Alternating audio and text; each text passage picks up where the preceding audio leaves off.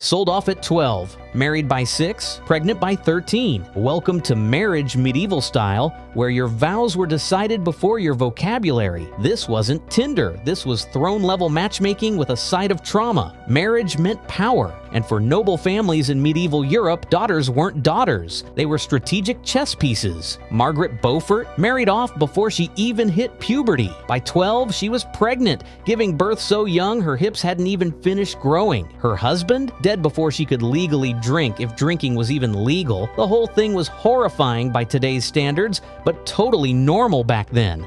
The idea wasn't grow up and find love, it was get betrothed before you finish breastfeeding. Parents didn't dream of fairy tale weddings for their girls, they dreamed of land, alliances, and heirs. Child marriage was a tool to keep wealth locked in the family and enemies off the battlefield. The younger the bride, the more valuable the contract. Some girls were engaged by 4, married at 7, and if they were unlucky, consummated by 12.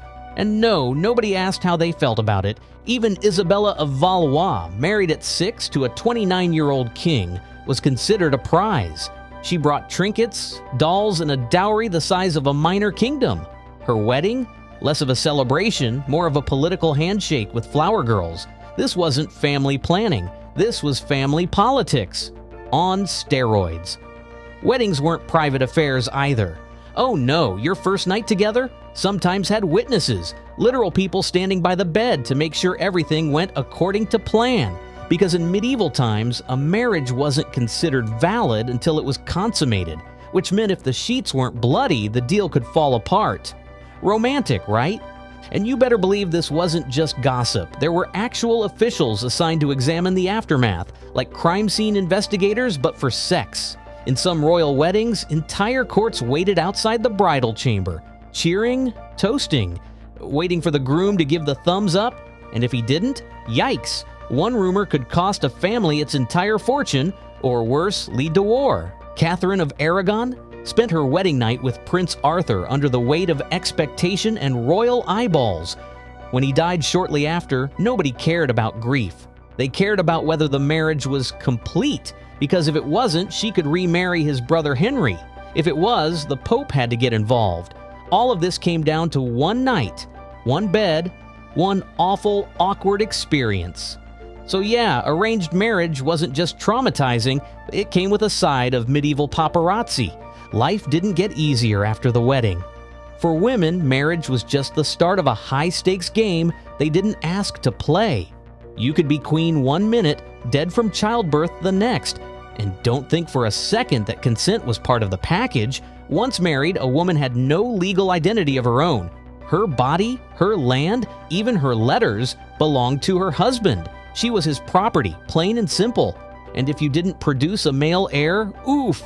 You were either replaced, accused of witchcraft, or quietly locked away in a convent. Fertility was everything. Women weren't partners, they were factories for sons. And the pressure, immense. Just ask Anne Boleyn.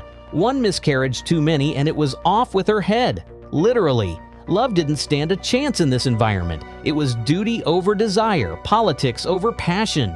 Even surviving childbirth was a miracle. With no proper medicine, no sanitation, and a whole lot of superstition, labor was a death sentence half the time. They called it the hazard of women. Noble ladies wrote farewell letters before going into labor because they didn't expect to come out alive. Meanwhile, their husbands were off jousting or plotting their next marriage. And yet, despite all this madness, some women still found a way to win the game. They built influence behind the scenes. They orchestrated dynasties. They pulled strings from the shadows. Take Eleanor of Aquitaine, married 2 kings, mothered 10 kids, ran half of Europe. Total boss, or Elizabeth Woodville, who married for love and still ended up Queen of England. But those were exceptions. Most women weren't writing history. They were footnotes. Their stories lost, their pain ignored. The church reinforced the rules. The law backed them up. And society just shrugged. That's why understanding medieval marriage matters. It wasn't just about romance gone wrong. It shaped empires. It carved the fate of nations. So the next time someone romanticizes the good old days, maybe ask if they'd like to be a 13-year-old bride with no say, no rights, and a lifetime of political pressure. Didn't think so. Remember how medieval marriage was basically a transaction? Well, let's talk about the dowry, the ultimate economic pressure cooker. It wasn't just about exchanging gifts or showing off some shiny jewelry. We're talking about serious financial warfare. Families went bankrupt over dowries, lands, cash, titles, all thrown into the pot to secure a match. It was a high-stakes auction where daughters were the prize and dowries were the ticket price. Take Isabella d'Este. Her dowry negotiations dragged on for years because families bid against families. Cash, estates, military support, it all got negotiated. It wasn't love, it was a merger pitch. If a family couldn't offer enough, the daughter remained single or risked marrying far beneath her status. And don't think those funds came back. Once the dowry was given, the bride's family lost everything. Dowry became husband's property too. The daughter went from owned by her father to owned by her husband with a debt trail behind her. If she ever got divorced or was widowed, she often had nothing left and was electorally invisible. Meanwhile, the groom's family saw it as an investment, the dowry plus the woman's family ties and future inheritance. For daughters, marriage wasn't love. It was a financial sandbox for generational wealth. This was not romantic. It was ruthless economics. Love, happiness, those were bonuses if you were lucky. Mostly, families kept trading assets through marriage contracts and girls paid the price in childhood and agency. Modern people stress about wedding expenses. Imagine spending $500,000 to join a family, then losing everything you had once you walked down the aisle. Once she was married, a medieval woman lost almost all legal identity. She could no longer own property independently, sign documents, or even testify in court. Everything she had, dowry, personal belongings, inheritance, legally transferred to her husband. She became a silent passenger in her own life. If her husband died, she might get a small widow's portion, maybe a cottage or some money, but oftentimes even that went to male relatives. Women had to remarry fast just to survive economically. Divorce? Pretty much impossible. The Catholic Church controlled marriage laws secretly. Annulments were humiliating, required you to prove the marriage was invalid in the first place, like never consummated or done under duress. That usually involved public physical or legal humiliation. Most women didn't have the means to fight it. Abused, beaten, starved. Legally, still they had zero recourse. If a husband decided to lock a wife away for politically inconvenient reasons, she was legally trapped. Sometimes the husband accused her of witchcraft or adultery, classic medieval gaslighting, and courts rarely questioned it. Most women resigned themselves to this system or severed ties with family to avoid it. Others joined convents just to escape marriage entirely. These women had more autonomy inside those walls than they ever would living with a husband. Their lives became a series of forced transactions.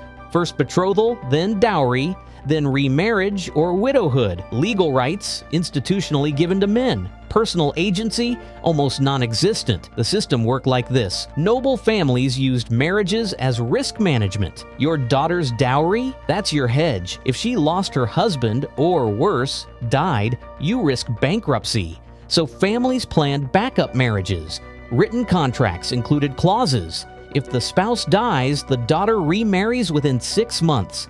These deals shaped dynasties, politics, and armies. For many noble women, marriage sequences looked like a revolving door. Imagine being married 4 or 5 times by your mid-20s, not for love or companionship, but survival. Each time your husband died or the alliance failed, you inherited debts, obligations, and political scrabble. Some women, like Margaret Beaufort, navigated this chaos expertly, marrying strategically, managing estates, securing her son's path to the throne. Others were broken by it, widows stripped of property or forced into poverty. Children born into these marriages often had half-siblings and step-relatives in constant overlap. Family trees became tangled webs of alliances and betrayals, creating rival blocks and court intrigue. Inheritance disputes were common and violent. Women had to be political chameleons just to survive. While some gained influence by managing transitions and alliances behind the throne, most became pawns pinned for status or wealth. When marriage equals survival, what matters isn't love, its production, inheritance, and control. Death hovered over medieval marriages like a silent specter. The average union seldom lasted past 15 to 20 years, not because spouses fell out of love, but because one of them died. Between plague, childbirth, and wars, longevity wasn't promised. Noble families expected widowhood. In fact, they planned for it. There were clauses in prenuptial-style marriage contracts about who secondary marriages would be arranged with after the first spouse's death.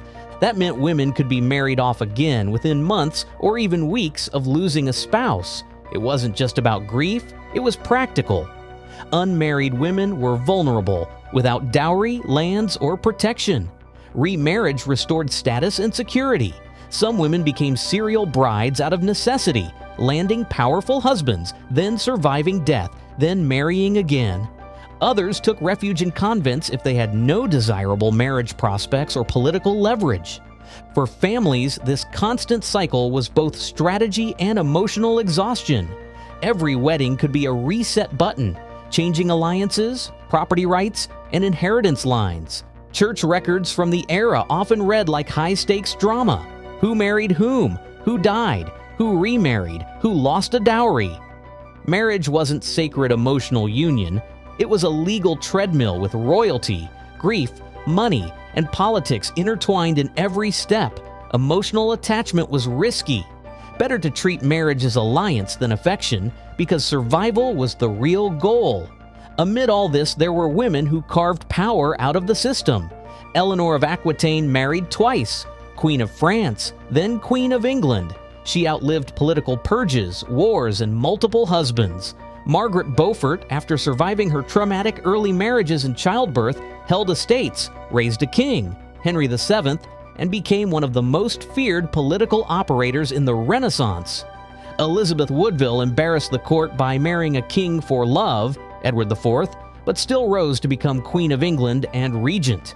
These women didn't submit, they adapted. They mastered the legal gray areas. They managed estates, influenced politics from behind drapes, and protected their children's path despite betrayal and pressure.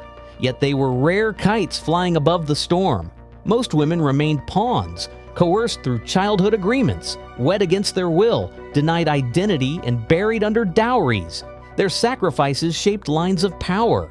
Their names may be footnotes, but their lives were seismic. Compare this to today. Modern dating stress, that's luxury. Your worst breakup might feel agonizing, but ancient brides faced marketing contracts before puberty. Audience-witnessed wedding nights, childbirth roulette, and husbands with legal beat-you power. They repeated marriages just to stay alive. They lost children, property, identity. If medieval marriage agreed to "till death do us part," it meant death came faster and divorce wasn't an option. So next time you're ghosted, remember, from an objective standpoint, our world is absurdly kind. You swipe left, you have rights. You say no, you're safe. You talk on your terms. We complain about dating apps. Remember that medieval dating didn't exist. Instead, agreements were brokered through dowries, not dating profiles. If you're still awake after this medieval horror show, hit like and subscribe for more stories where history looks darker and modern life suddenly feels like luxury. Leave a comment. What part of medieval marriage freaked you out the most? I'd love to know.